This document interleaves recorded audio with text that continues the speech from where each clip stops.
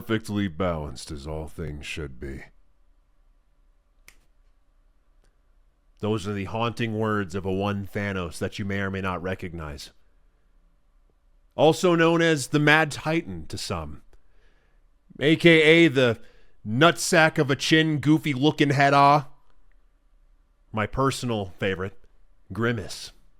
Now, I'm sure most of us, since, me and you here are both victims of the blip, I think we can all admit that Thanos wasn't truly evil, I don't think. He was simply misunderstood, had ideals that he wanted to achieve and beliefs that he wanted to follow, but he didn't do it in quite the right way.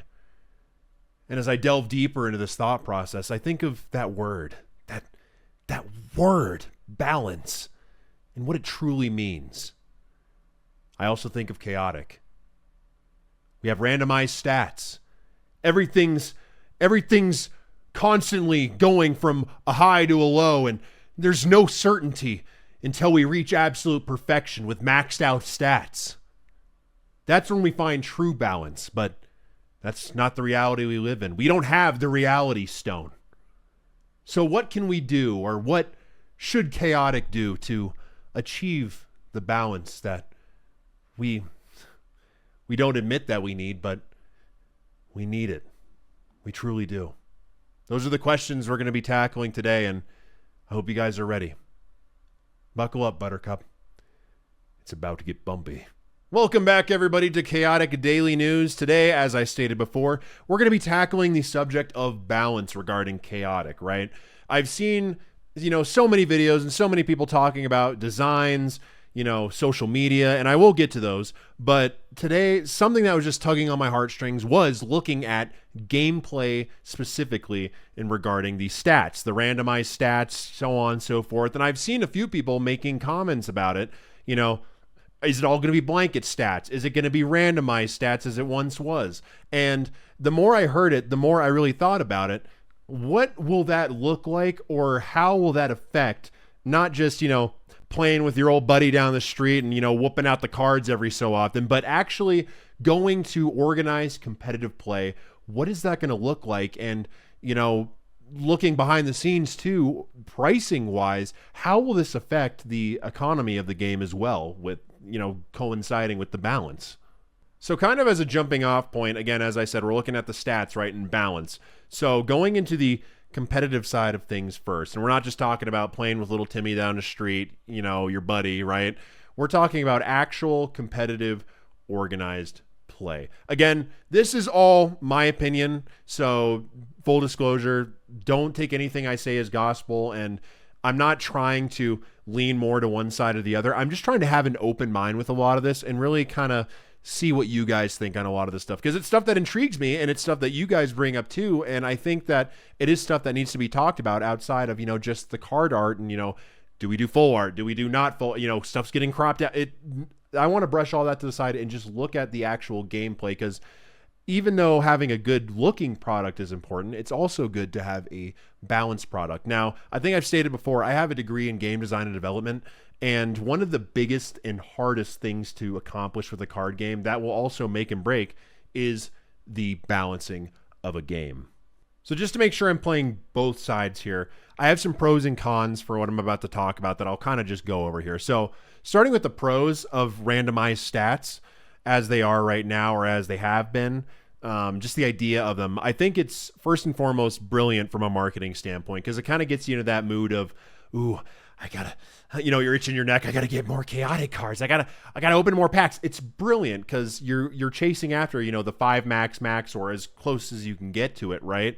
And I think that's brilliant. It helps the business, helps players, find more unique cards that they might fall in love with, so on and so forth. So I think that's great. I think the next pro would be the uniqueness, right? Chaotic's key identifying feature is the codes and having your own unique cards to yourself. Now, obviously, 1 in a billion chance, right? Somebody could have the exact same card you have where, every stat is oddly specifically matching up to yours. Some random dude in Antarctica, Joe Dombrowski from Alaska could have the exact card you have.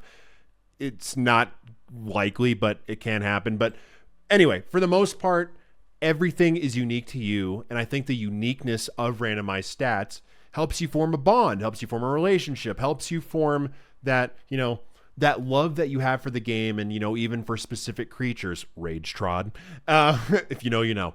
But yeah, I think that the uniqueness of the randomized stats just adds into the story of you as a player and, your journey through the game. And I just absolutely love that has been such a huge part of Chaotic over the years is, I had this card sitting in my closet from when I was, 5 or 6 years old, and it's stuck with me ever since. It's stuff like that really just, tugs at my heartstrings, right? And I just love to see it. And that's another pro that I really have for the randomized stats. Now, I could come up with a million different reasons or things that would be considered pros. So I'll just go with one more as an example. I think looking at, playing with your buddies or getting together on the weekends, playing some Chaotic or going for fun events, strictly for fun events at your LGSs and stuff like that. Having your own unique cards could be cool too. You could have a card that's generally known for its power stat, but you could have gotten one that's maxed out on wisdom or something like that. And you want to make a whole build around it. It really is cool that you could walk up to your friends and be like, oh, dude, I'm rocking this wisdom build. And they're like, oh, shoot, and seeing that work and making it work, it'd be such a cool feeling to have, being able to make something unique to you that works for you. And it just adds to the fun of the game. It adds to the absolute fun of the game. And I totally support it in that regard as well. Now, by now, I'm sure most of the people that have been watching and are fans of the randomized stats are realizing we're getting into the territory of the cons. So for those that have already clicked off the video, we remember you. F in the chat. You will be remembered, my good soldiers, but we just have to talk about it. Also, there's a dog hair on my nose. That's weird. But yeah, we got to talk about it. We got to talk about it. And again, this is all my opinion. Take it with a grain of salt. It's just concerns that I do have, and I think maybe have a tiny bit of validity behind them when we look at it. And I'll get into what we can do as a workaround to get around this and maybe some good ideas that we can bring up or explore in the future. But anyway, point one, looking at cons, is I think it'll turn competitive play into a nightmare. And what do I mean by that? So let's say you're going to a Chaotic event, your first tournament ever, you're either a young Timmy or a Chaotic returning player after 15, 16 years being like, I've been waiting for this moment. You're in one of those two camps. You get to your first table, sit down with your first opponent. You guys are both running the exact same creatures, the exact same music, battle gear, so on and so forth. And you flip the cards over, you flip the creatures over, and you realize, oh, yeah, he's running the same stuff, but what's that? His stats are better than mine. Oh no. Oh, goodness me. You see where I'm going with this? So you sit down for the mirror match and you realize this guy loves the same cards I do, has the same creatures I do, but he just got better stats than I do. And you're immediately put into a disadvantage. Not, you didn't build your deck or anything wrong. You didn't do nothing. I didn't do nothing. But he happened to pull or acquire better versions of your own cards, right? And that's where my first concern lies. I think maybe a better way to also look at it is, in this example, again, you have little Timmy that's rocking the same cards that the older guy is running that more than likely has a job. Timmy's only getting his allowance for the weekend. Mom, can we go to Walgreens and CVS and go get a pack of Chaotic? You got him, and then you got the guy that's working, full-time job and can afford to buy numerous amounts of Chaotic packs to find the best statted creature that he can, unlike little Timmy here, who maybe has the same heart, the same fire in his soul that, you have for wanting to play competitively and be successful at it, but you're just at an advantage or disadvantage because you just didn't have the resources necessary to find the best statted or best version of your card possible. So where I see this being a nightmare for competitive play is it'll probably, and more than likely, turn a lot of people off to wanting to play because they're like, what's the point? He's just going to have better cards than I am. Everyone's going to have better cards than I am. I have a chance of winning, obviously, but it's a 1 in a million chance, a lottery that, I can beat Kaiba walking in with his, his 2 briefcases full of cards, full of money. It saddens me to think about it, but I think it is valid in some way that could be an issue that would arise in competitive play is that, you want people to play and you want to have that uniqueness, but it sucks that there's no level playing field. Like with Yu-Gi-Oh! And Pokemon, you have the cards all have the same effects. The only major difference is the rarity that people blinged out with all their rarest versions of their cards, but they all have the same effects, and anyone can acquire those cards for relatively cheap or to a decent extent. But with Chaotic, you're going to be seeing a pretty big shift when it comes to, do you either have the max stats or do you not have the max stats? And that's going to separate and isolate you into those one of two camps. And I would hate to see that. So that's the first concern that I have. And the other con that I have kind of ties into the last one a little bit, but I think, again, it's something that needs to be addressed. And I'd like to just put out there, I'm not shaming anybody or calling out anybody or trying to, talk down to anybody for either not having enough money or, having too much money, air quotes around that.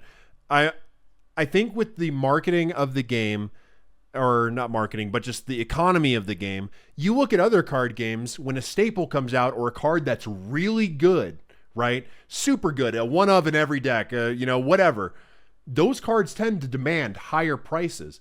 So when we look at Chaotic, if you mix the staple side of things with randomized stats, it starts to get pretty ludicrous when it comes to pricing. And unfortunately, the reality is, some people are up a creek without a paddle when it comes to being able to even have a chance of getting something with a good effect and decently statted. I mean, looking at something as simple as energy or one of the, stats, each one that's maxed out or, close to maxed out, those prices start to jump up pretty high. And if you guys have been on eBay, if you guys have looked at those, you can,